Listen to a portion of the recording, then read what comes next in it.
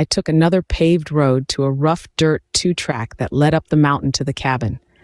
I had managed to escape the smoke of the Walsenburg fire, but in the distance, another whitish haze obscured the valley and part of the mountains. With the heavy dark clouds hanging overhead, under normal circumstances, I'd assume this was a rain shower, but we'd had zero precipitation in months. The dry prairie spread out for miles in every direction, covered in yellow straw-like matchsticks. A large pond, once filled with water that served cattle, ducks, and ranging antelope, was nothing but cracked mud with curling corners like peeling paint. A round, sunken patch of grass where the water had collected remained unusually green. I squinted, finding it hard to believe that the whitish haze in the distance could actually be rain.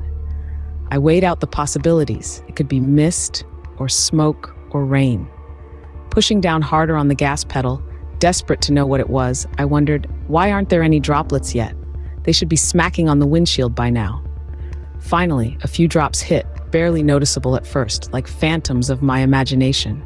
But then a few more splattered, increasing until I began to believe. As the distance closed between myself and this new whitish haze, the drops continued to grow larger, holding more moisture, until they accumulated enough that I had to turn on the windshield wipers. At that point, I let out my breath. It really was precious rain, not smoke from another fire, but sweet, wet, luscious rain. It came down in a steady patter and soaked the pavement and the land. The trees glistened as their colors deepened. Small patches of sunshine broke through as the storm lessened to a drizzle, but it had done its work. That meant the rain barrels would finally have water.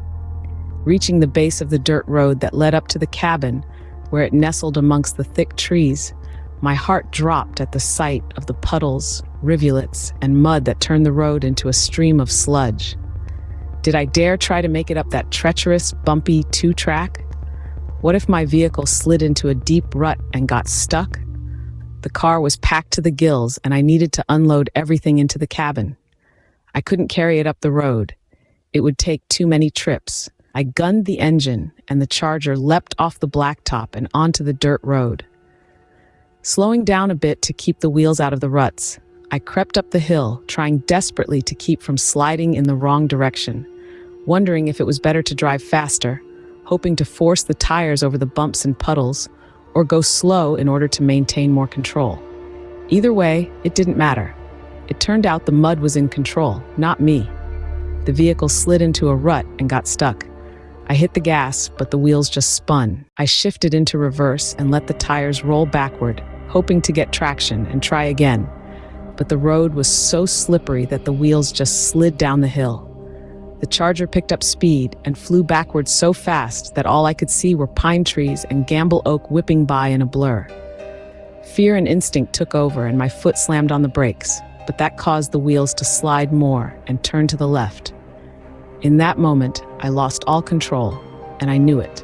I surrendered, hoping that when everything came to a stop, the damage wouldn't be too horrific. The whole world spun around me at high velocity. Trees and rocks, tall grass and mud. The back end of the car shot up off the road onto an embankment at least 3 feet higher than the road.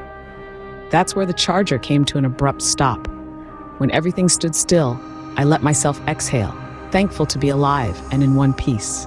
The car was still running, but it was stuck and wouldn't budge another inch.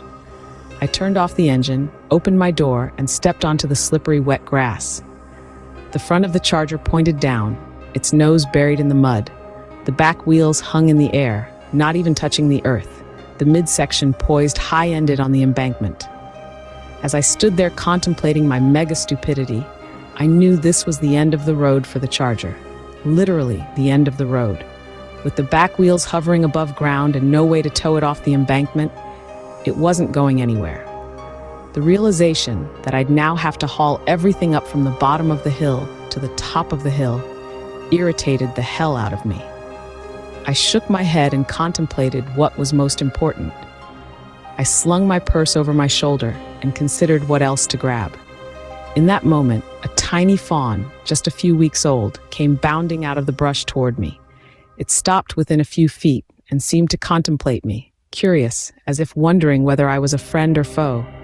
Its fur was damp from the rain, and its ears stood up, long and pointed, like rabbit ears. It tilted its head and almost seemed to have a childlike smile on its face.